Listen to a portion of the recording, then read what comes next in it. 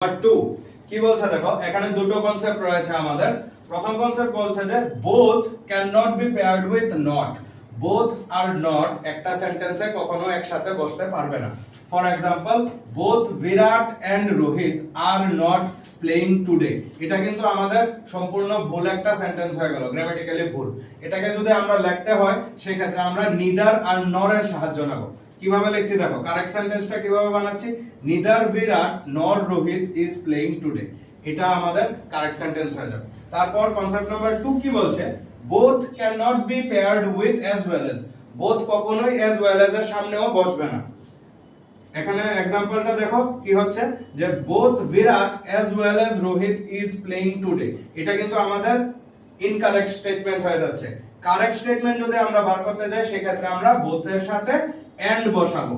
both Virat and Rohit are playing today।